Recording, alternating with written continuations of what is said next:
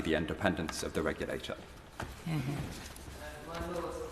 broadly in support of all of these amendments in spirit, in that they tackle excessive levels of influence that any Secretary of State is awarding itself in terms of shaping the strategic priorities and codes of conduct of Ofcom, as we've heard. I'm speaking on amendments 254 and 260 in the name of the noble Lord Moylan, who I'm glad to see is in his place. He will see in Hansard that he was about to be much missed, and I know that I will not be able to do him credit, but I will carry on regardless, because I do support his amendments.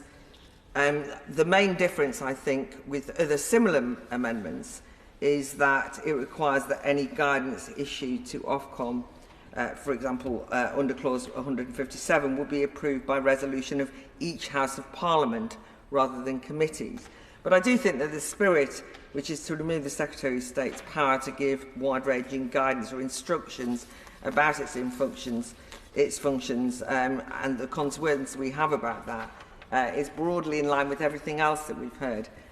I think it's very important to ask if it's appropriate for our right to freedom of expression be curtailed by secondary legislation which can't be amended, in which has little parliamentary oversight, in which challenges very often are reduced to nothing more than rhetorical whinges in this House. And that would mean that the power exercised by the Secretary of State would bypass the full democratic process. And in fact, it also weakens our capacity to hold Ofcom to account as well. Because one of the things that throughout our committee deliberations that's become apparent is that Ofcom will be, as I think the noble Baroness Stahl indicated, it will be an Uber regulator. Itself is so powerful in terms of what, of course, I've raised as potentially policing and controlling what UK citizens see and read and have access to online, what they're allowed to search, private messaging and so on. And in some ways, I want Ofcom to have much more scrutiny and be accountable to Parliament, to elected politicians, of course, and to the public realm. But that's not the same as saying that Ofcom should be accountable to, answerable to the Secretary of State. It's a whole different ballgame, right? And you could say, well, the Secretary of State will be elected, but we know that that's a kind of sleight of hand. So I want more accountability. I want more scrutiny of Ofcom by individual users of online services. We even talked about that in terms of complaints the other day. I want more democratic scrutiny. But actually, the bill does the opposite of that by allowing the government a huge amount of executive power to shape the proposed system of online speech moderation and even influence political discourse in the public square, which is what I want to move on to. Under the bill, the Secretary of State will have the power to set Ofcom strategic priorities, direct Ofcom to modify its codes of practice through secondary legislation, and can set criteria for platform categorisation and designate priority illegal offences. We'll be able to change codes of practices for the reasons of public policy. That really is as vague a phrase as you're ever going to get. And I fear that that level of discretion is frankly likely to lead to a highly politicised and, my dread, censorship-heavy approach to regulation. The Secretary of State could come under extreme pressure to respond to each individual concerning case of digital content, whatever happens to be in the news this week, with an ever-expanding list of areas that need to be dealt with. It will inevitably, in my dread, be exploited by highly political lobbyists and organisations who will say, you must act on this, this is hate speech, you've got to do something about this.